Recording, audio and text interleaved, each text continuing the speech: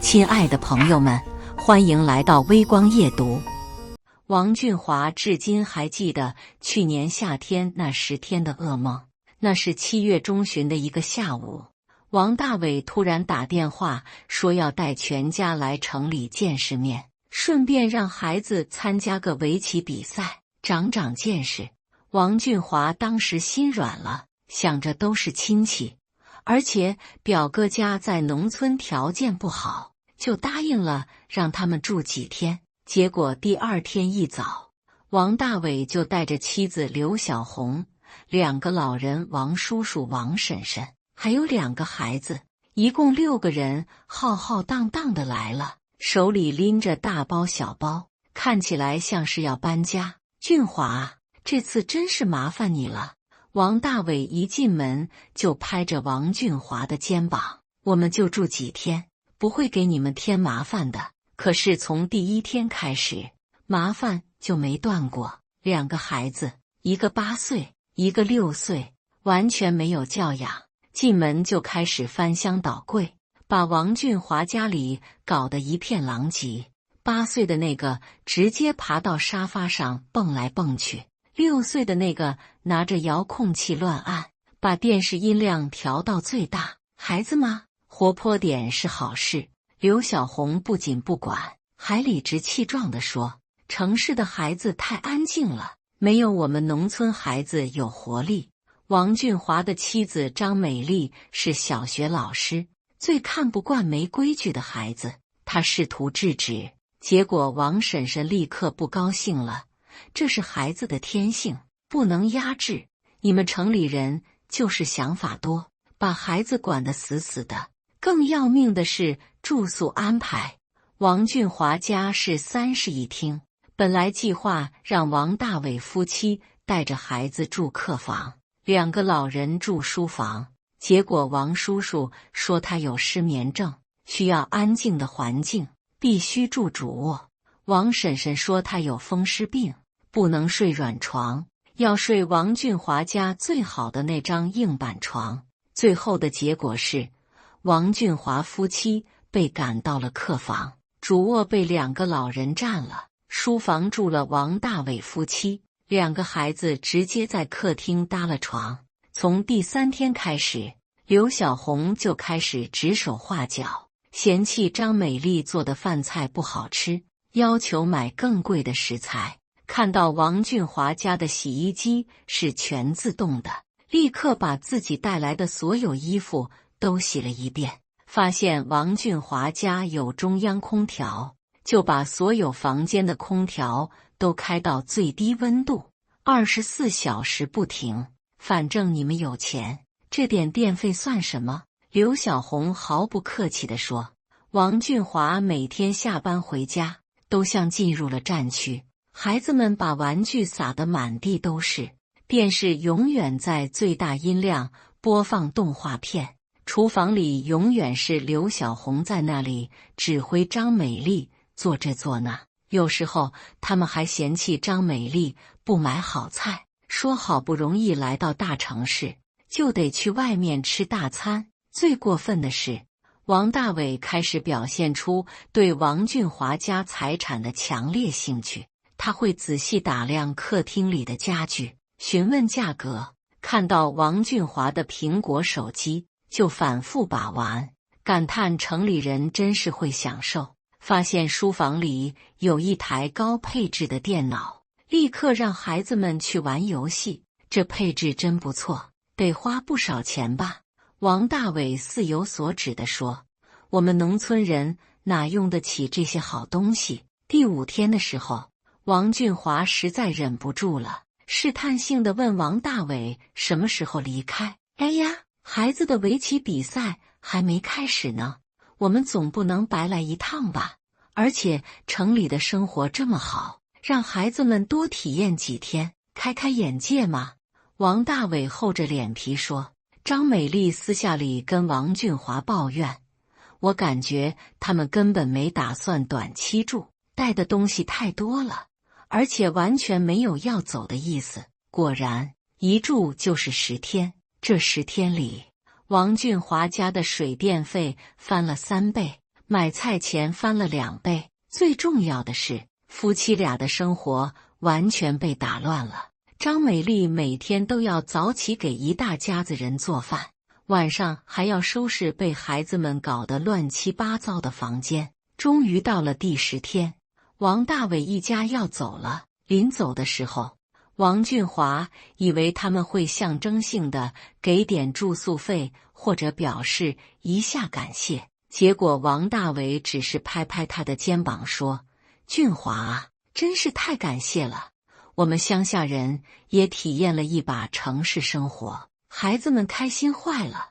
等到晚上收拾房间的时候，张美丽在主卧的枕头下面发现了200块钱，还有一张纸条：“俊华，小意思，不用谢。200块钱，10天时间，6个人的吃住，各种消费加起来至少3、4千，他们竟然只留了200块钱，还觉得自己应该感谢。”张美丽当场就哭了，这是什么意思？打发乞丐呢？王俊华也气得说不出话来，他给表哥发微信想要个说法，结果王大伟回复说：“都是一家人，计较这些干什么？再说孩子们也没少给你们带来快乐啊。”从那以后，张美丽就明确表示再也不欢迎这家人来住。可是现在他们又要来了。俊华，你在听吗？电话里，王大伟的声音有些不耐烦。我说暑假带孩子们过去住几天，你考虑一下。王俊华深吸一口气，努力让自己的声音听起来平静。大伟哥，去年暑假的事情，去年怎么了？我们不是相处得很愉快吗？王大伟打断了他，孩子们到现在还念叨着要去叔叔家呢。而且今年的围棋比赛奖金更高，孩子们特别想参加。王俊华心里苦笑，相处得愉快，那10天简直是噩梦。但是面对表哥的厚脸皮，他实在不知道该怎么直接拒绝。这次就住个4、5天，绝对不给你们添麻烦。王大伟继续说，而且我还有点事情想跟你商量。什么事情？王俊华问道。电话里说不清楚，见面再说吧，反正就是想请你帮个忙。听到这话，王俊华心里更加不安了。去年王大伟一家已经够过分了，现在还要请他帮忙，这绝对不是什么好事。大伟哥，我们家最近……王俊华想要找借口拒绝。俊华，咱们是亲兄弟，血浓于水的关系，我现在遇到了困难，也只有你能帮我了。王大伟的语气突然变得深沉。你总不能看着亲人有难不帮吧？这套道德绑架的说辞，王俊华太熟悉了。去年也是这样，先是各种煽情，然后道德绑架，最后理直气壮地占便宜。那你先说说是什么事情？王俊华妥协了。见面说，你就说我们能不能过去住几天？王俊华看了看正在厨房准备晚饭的张美丽，想起她昨天还说最近工作压力大，需要好好休息。如果王大伟一家再来，张美丽肯定会崩溃的。但是面对表哥的再三要求，王俊华最终还是没有勇气直接拒绝。那就住几天吧，但是真的不能住太久。好嘞，我就知道，俊华你最够意思了，我们明天就过去。王大伟立刻兴奋起来。对了，这次我们带的东西比较多，你晚上把房间收拾一下。挂断电话后，王俊华坐在沙发上发愁，他不知道该怎么跟张美丽说这件事。谁的电话？张美丽端着菜从厨房出来。大伟哥的。王俊华犹豫着说，他们想过来住几天。张美丽手里的盘子差点掉在地上。什么？他们还敢来？就住几天？我已经答应了。王俊华小声说。王俊华，张美丽的声音提高了8度。你是不是忘了去年他们是怎么对待我们的？200块钱，10天时间200块钱，你还让他们来？都是亲戚，什么亲戚？吸血鬼还差不多。张美丽气得浑身发抖。他们来了我就回娘家，我不伺候他们。王俊华知道妻子的脾气，这次是真的生气了，但是话已经说出去了，总不能反悔吧？就几天，忍忍就过去了。王俊华试图安慰妻子：“忍，我为什么要忍？这是我的家。”张美丽把盘子重重地放在桌上。王俊华，你要是再这么没原则，我们这个家迟早要被你的亲戚毁掉。晚饭吃得很压抑，张美丽一句话都没说。王俊华心里也很烦躁，他何尝不知道表哥一家很过分，但是血缘关系在那里，总不能翻脸吧。第二天下午，王大伟一家如约而至。这次他们带的东西更多了，除了行李箱，还有好几个编织袋，看起来像是要长期居住。俊华，王大伟一进门就热情地拥抱王俊华，想死我了。刘小红牵着2个孩子，对着王俊华家的装修指指点点。哎呀，你们又换新家具了，这沙发看起来很贵吧？2个老人王叔叔和王婶婶显得比去年更加苍老，但是精神头不错。一进门就开始打量房间的布局。叔叔婶婶好。王俊华礼貌地打招呼。俊华，还是你家舒服，冬暖夏凉的。王婶婶满意地点点头。我们在乡下可受罪了，天天停电，2个孩子比去年更加放肆。进门就开始翻王俊华家的东西，8岁的那个直接跑到卧室去了，6岁的那个抱着王俊华的游戏手柄不放。孩子们都想你们了，刘小红笑眯眯地说，特别是听说要参加围棋比赛，兴奋的好几天没睡好觉。王俊华正要问围棋比赛的具体情况，结果6岁的孩子突然大声说，妈妈，什么围棋比赛啊？不是说来这里玩游戏的吗？刘小红的脸瞬间变红，赶紧拉过孩子，小孩子乱说话，别听他的。但是王俊华已经听出了不对劲，看来所谓的围棋比赛又是个借口，他们根本就是想来占便宜的。安顿好王大伟一家后，王俊华明显感觉到张美丽的不满。妻子虽然表面上保持礼貌，但是全程黑着脸，说话也冷冰冰的。到了晚饭时间，刘小红又开始指手画脚了。美丽啊，你这菜做的清淡了点，我们乡下人喜欢吃重口味的。刘小红毫不客气地说，而且这肉太少了，我们家孩子正在长身体，需要多吃点肉，最好都是肉菜。张美丽强忍着怒火，去厨房又炒了几个菜。王俊华想帮忙，结果王大伟拉住他。俊华，我有重要事情跟你说，咱们到书房聊聊。到了书房，王大伟关上门，神秘地说，俊华，我这次来主要是想跟你借点钱。借钱？王俊华心里一沉，借多少？不多，就6万块钱。王大伟说得很轻松，我在老家承包了一个项目，就差这点启动资金了，只要项目做成了，我就能赚大钱，到时候连本带利还给你。6万块钱，王俊华的年薪才10万多一点，6万块钱对他来说绝对不是小数目。大伟哥，6万块钱不是小数，我需要跟美丽商量一下。商量什么商量？咱们是亲兄弟，还用得着跟外人商量？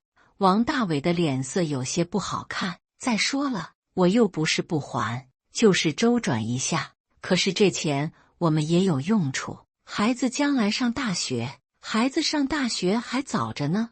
我这个项目是千载难逢的机会，错过了就没了。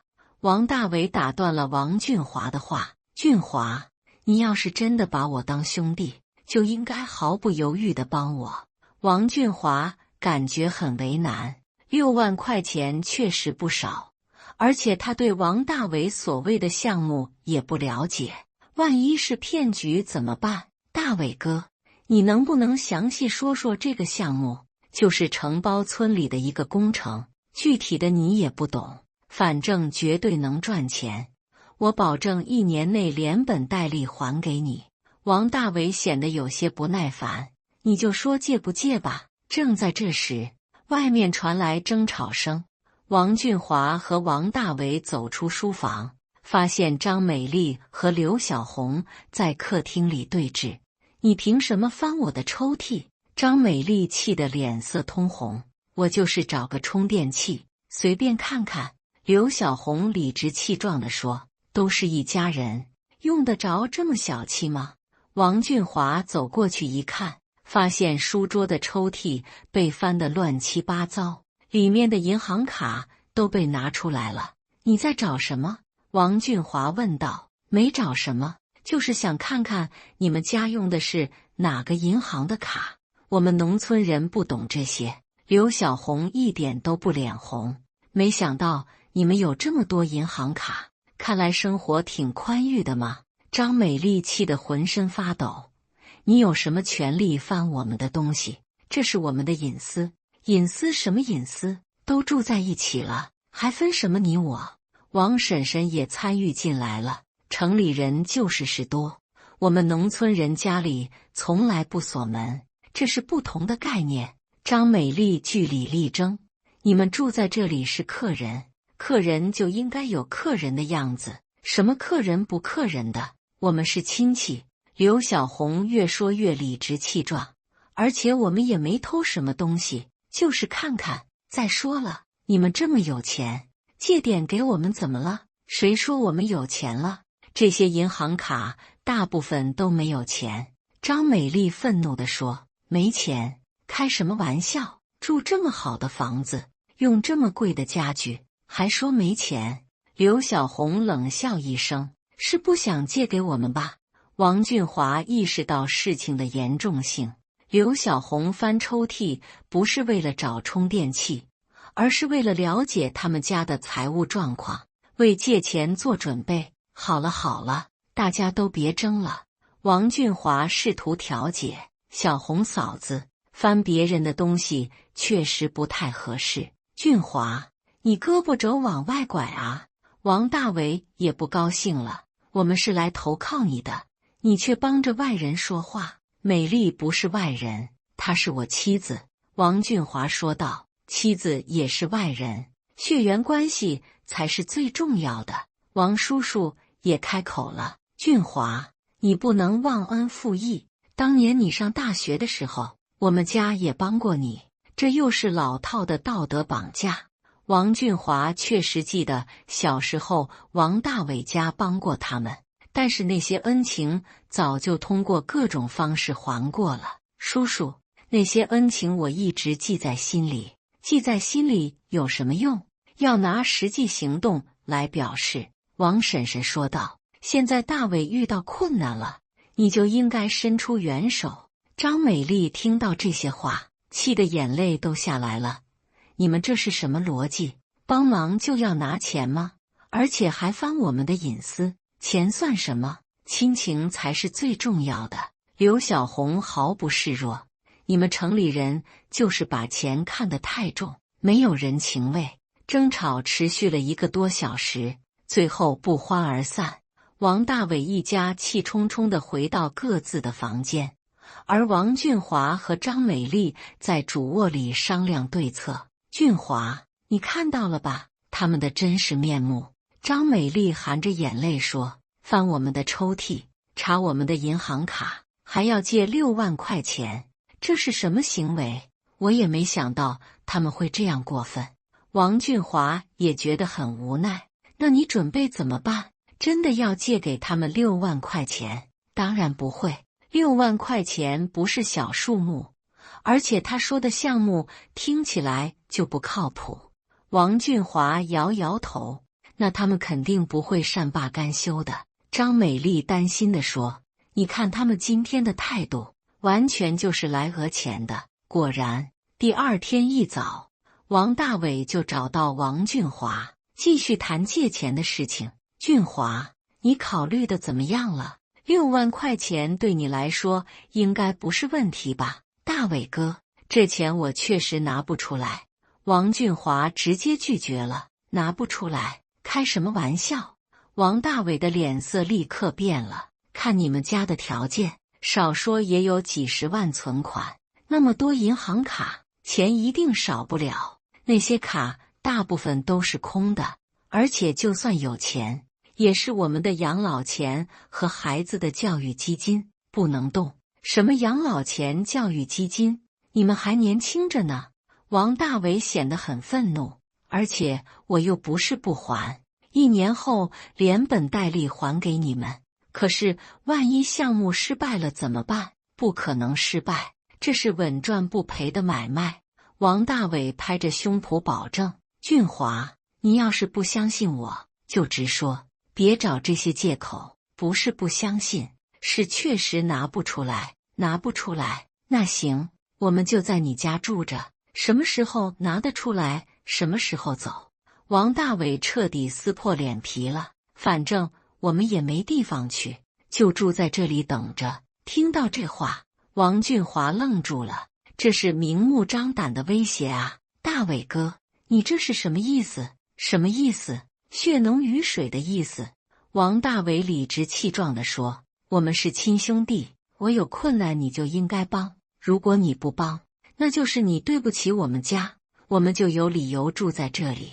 可是你们已经住了3天了，3天算什么？我们可以住3个月。”王大伟冷笑一声：“反正你们家这么大，住得下，而且你们有钱，多养几口人不算什么。”王俊华彻底震惊了，他没想到表哥竟然可以厚颜无耻到这种地步，明目张胆的要赖在他家不走。中午吃饭的时候，整个气氛都很诡异。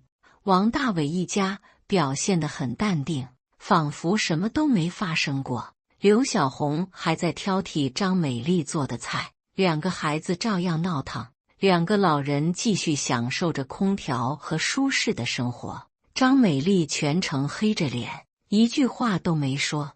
她对王俊华使眼色，示意他想办法解决这个问题。下午的时候，王俊华试图跟王叔叔沟通，希望老人能劝劝王大伟。叔叔，大伟的要求确实有些过分。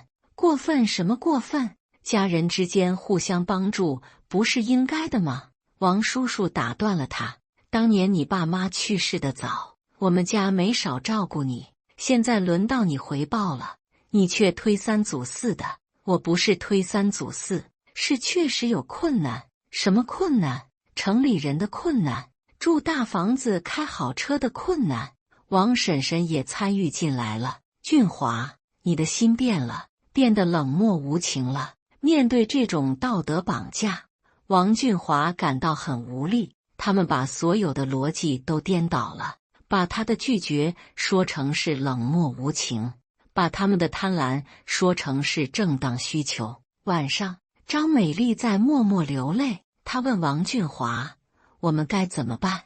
真的要任由他们在家里为所欲为吗？”王俊华搂着妻子，心里也涌起了愤怒。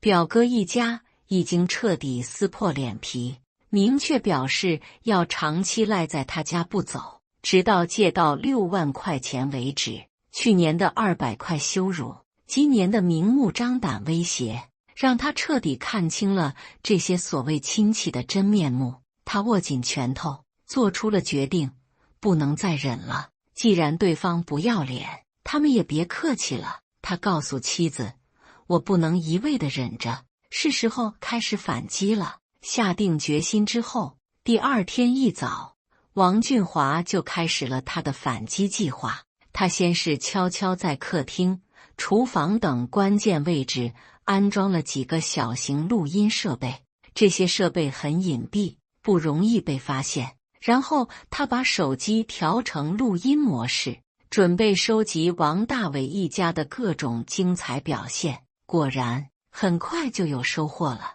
刘小红在厨房里对张美丽指手画脚的时候，嘴里说出了很多过分的话。我说美丽啊，你这做菜的手艺真是不行，我们在农村随便做都比这好吃。刘小红毫不客气地说，而且你们城里人真是小气，买菜都挑最便宜的，我们是客人哎，不应该买点好的吗？张美丽强忍着怒火没有回应，但是王俊华的录音设备把这些话全部记录下来了。更过分的还在后面。中午的时候，王大伟看到王俊华从银行取钱回来，立刻凑过去问：俊华，你取了多少钱？是不是准备借给我了？取了点生活费。王俊华淡淡地说：生活费？你们2个人能花多少钱？王大伟的眼睛盯着王俊华的钱包，我看你取了不少啊，借我6万应该没问题吧？大伟哥，我说了，这钱我真的拿不出来，拿不出来。王大伟的声音突然提高了，俊华，你别装了，我昨天看了你们家的银行卡，少说也有几十万，你就是不想借给我，即使有钱也不是借给你的理由。王俊华故意刺激他。什么？王大伟彻底火了。好啊，王俊华，你终于说实话了，你就是不把我当兄弟。行，既然这样，我们就住在这里不走了。你不借钱，我们就天天在这里吃你用你，看你能怎么样？大伟，你这是什么意思？王俊华假装很惊讶。什么意思？我的意思就是，你不借钱，我们就不走。王大伟理直气壮地说，这叫以住抵债，我们住在这里，就当是你给我们的补偿。这些话全部被王俊华录了下来。有了这些证据，王大伟想赖账都不行。下午的时候，王俊华假装接到一个电话，然后脸色大变，在客厅里大声说：什么？公司倒闭了，我的股票也全部套牢了。听到这话，王大伟一家都围了过来，脸上明显露出了幸灾乐祸的表情。俊华，怎么了？王大伟假惺惺地问道。完了，彻底完了。王俊华一屁股坐在沙发上。公司倒闭了，我不仅没有工作，还欠了一屁股债，股票也全部被套，账面损失几十万。几十万？刘小红瞪大了眼睛。不止，加上我之前的各种投资，总共亏了80多万，现在债主们都在追我，说要找我还钱。王俊华装出绝望的样子。听到这个消息，王大伟一家的脸色立刻变了。他们来这里是想占便宜的，不是来跟着受苦的。俊华，你这……王大伟结结巴巴地说。大伟哥，现在我也没办法了。王俊华叹了一口气。不过你们别担心，我们是亲兄弟，有福同享，有难同当。我欠的这些债，你们也要帮忙分担一下。什么？凭什么我们要分担？刘小红立刻跳了起来。都是一家人嘛，刚才你们不是还说血浓于水吗？王俊华冷笑一声。现在我有困难了，你们总不能袖手旁观吧？这不一样。王大伟明显慌了。有什么不一样？王俊华步步紧逼。你们刚才还说要住在我家不走，现在正好，咱们一起面对困难。就在这时，王俊华的手机响了，他装作接电话，然后脸色更加难看。什么？明天就要来收债？好，我知道了。挂断电话后，王俊华对王大伟一家说，债主明天就要上门了，你们最好做好心理准备。听到这话，王大伟一家的脸都绿了。他们本来是想来占便宜的，没想到竟然摊上了这种事。第二天上午10点，门铃响了。王俊华去开门，外面站着3个看起来很凶悍的男人。你是王俊华吗？为首的那个男人问道。是的，我是。王俊华装出害怕的样子。我们是来收债的，你欠我们老板的钱，什么时候还？大哥，我真的没钱啊，公司刚倒闭。王俊华哭丧着脸说，没钱？开什么玩笑，住这么好的房子还说没钱。那个男人推开王俊华走进客厅，今天必须给个说法。王大伟一家听到动静，都从房间里出来了，看到这三个凶神恶煞的男人，他们都吓得不轻。这些是什么人？王大伟紧张地问。是债主，来找我要钱的。王俊华无奈地说。要多少钱？为首的男人问道。80万，连本带利。王俊华说。80万。那个男人皱了皱眉头。你拿什么还？大哥，我真的拿不出来。要不这样，我这个房子可以抵押。王俊华刚说到一半，为首的男人就摆摆手。房子抵押太麻烦，我们要的是现金。那个男人的目光扫向王大伟一家。这些人是谁？是我的亲戚，来我家做客的。王俊华老实地说。亲戚？男人的眼睛亮了。那就好办了，既然是亲戚，肯定不会看着你有困难不帮忙吧。听到这话，王大伟一家的脸色瞬间煞白。不是，我们只是来做客的。王大伟赶紧澄清。做客？那个男人冷笑一声。看你们的样子，跟他关系应该很不错吧？关系确实不错，他们是我的表哥一家。王俊华故意说道。而且昨天我表哥还说，我们是亲兄弟，有福同享，有难同当。很好。为首的男人点点头。既然是这样，那你们就替他还钱吧。什么？我们凭什么替他还钱？刘小红尖叫道。凭什么？就凭你们是他的亲戚。那个男人的语气变得冰冷。在我们这里，亲戚的债务是连带责任，他还不起，你们就得还。这不合理。王大伟结结巴巴地说。合不合理不是你说了算。男人拍了拍桌子。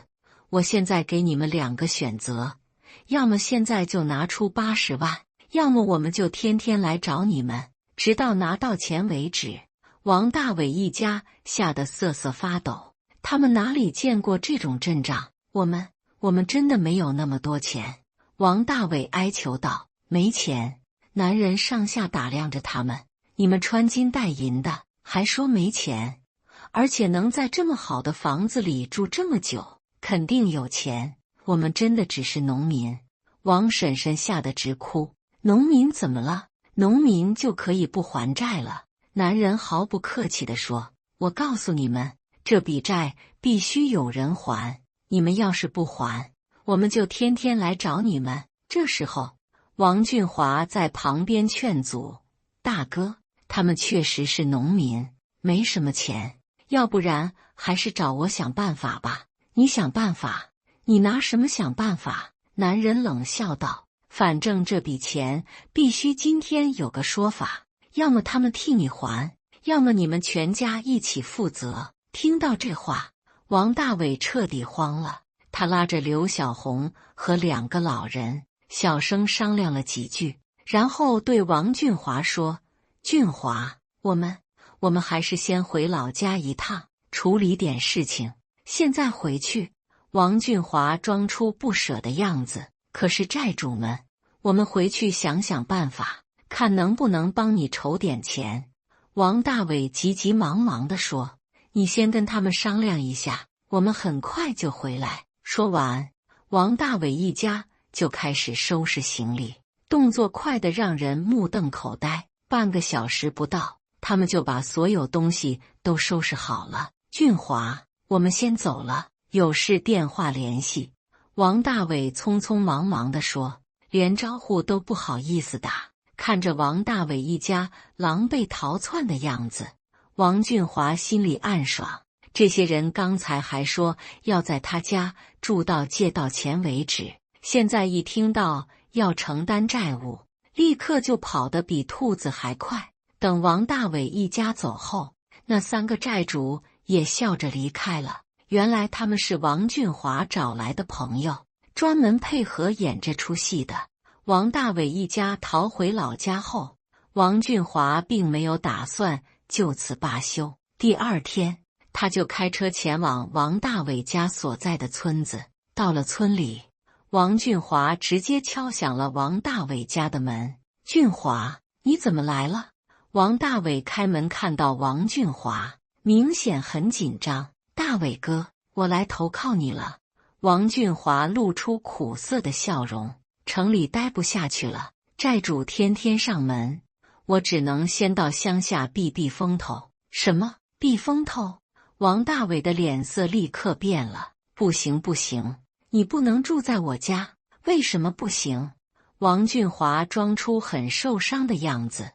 你们刚才还在我家住了好几天，现在我有困难了，你们就不让我住？这不一样。王大伟结结巴巴地说。有什么不一样？王俊华步步紧逼。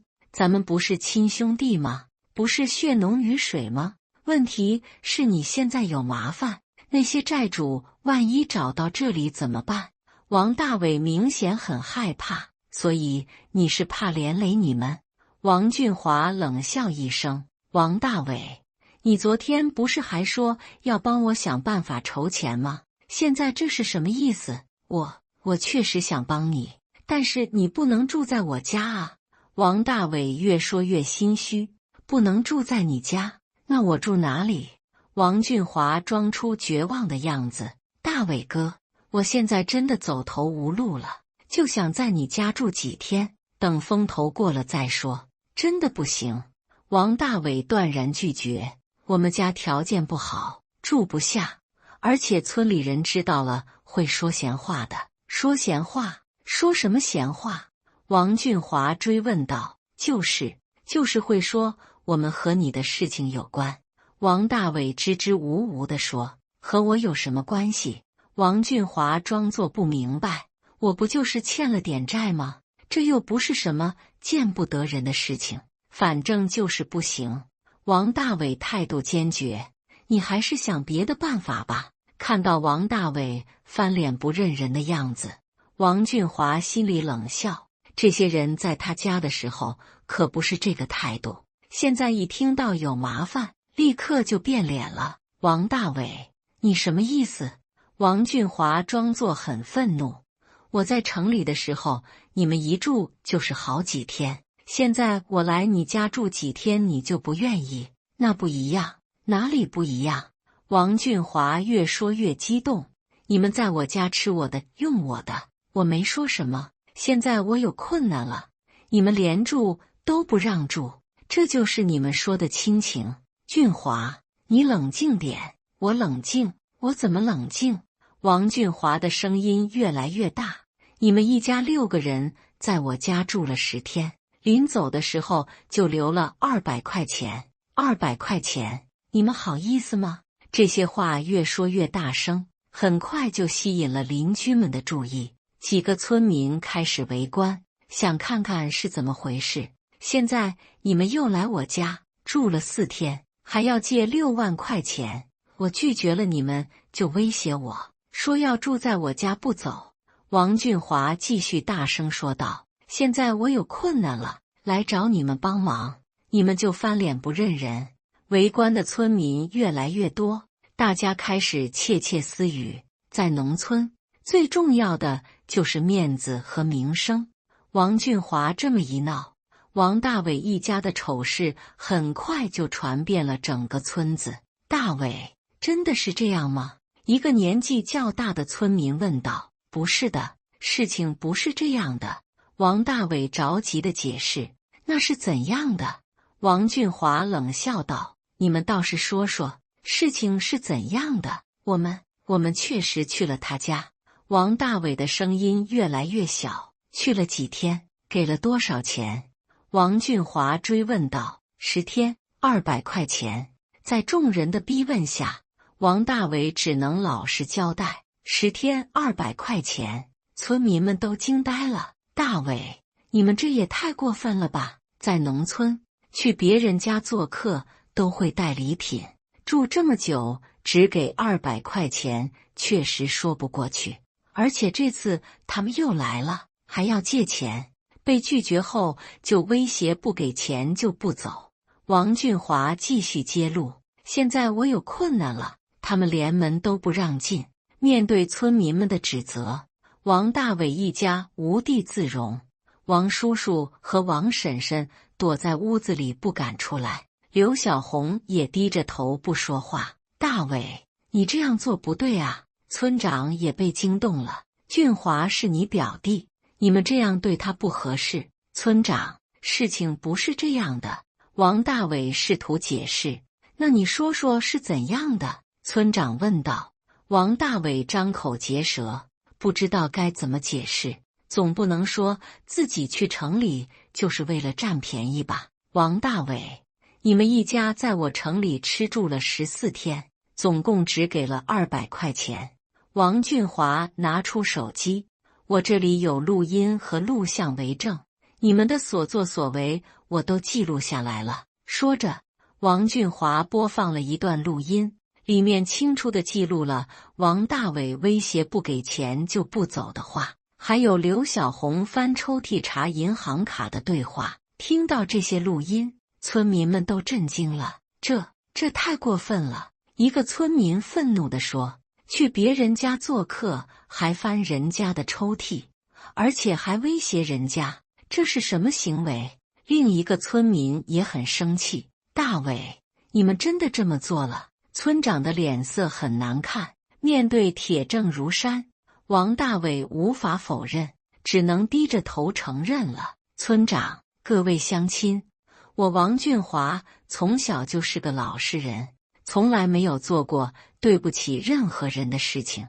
王俊华继续说道，我对亲戚们掏心掏肺，结果换来的是什么？是背叛，是贪婪，是忘恩负义。俊华说的对，一个老村民站出来说话，我们村里的人不能这样没良心。大伟，你们一家真是给我们村丢脸了。另一个村民也谴责道。面对众人的指责，王大伟一家彻底慌了。在农村，名声比什么都重要，如果被整个村子的人看不起，以后还怎么在这里生活？俊华，对不起，我们错了。王大伟终于服软了。错了？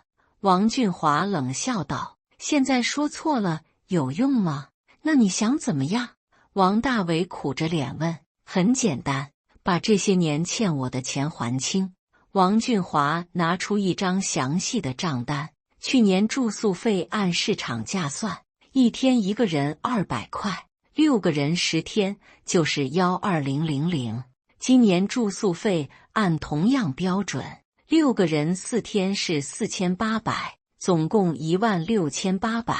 另外，精神损失费3200，总计2万整。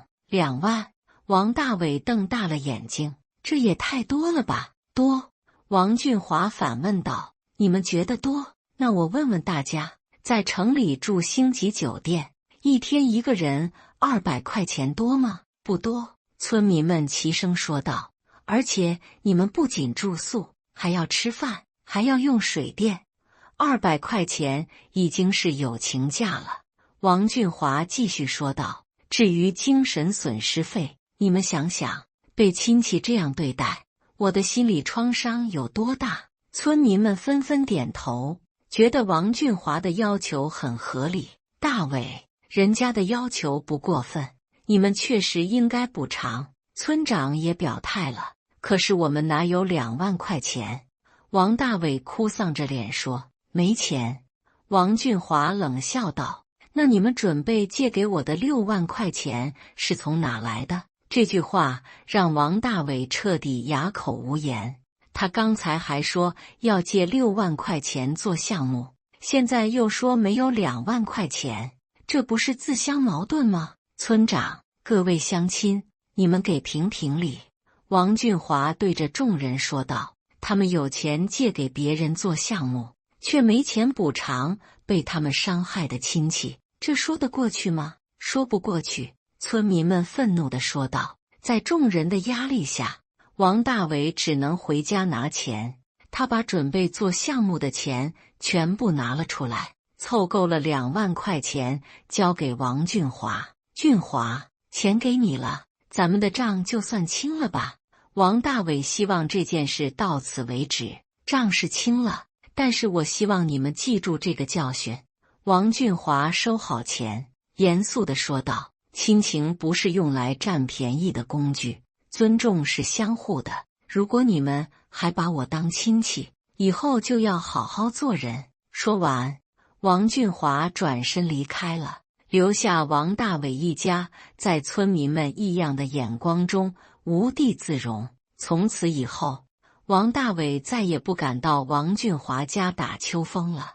而王俊华也通过这件事明白了一个道理：善良要有底线，尊重要靠争取。对于那些不知感恩的人，有时候必须让他们付出代价，才能让他们学会做人的道理。感谢大家的观看，本期故事精彩吗？欢迎大家在下方评论区吐槽。如果你喜欢这类故事，记得点击订阅微光夜读，并分享给更多的人，这会对我帮助很大。再次感谢大家的观看。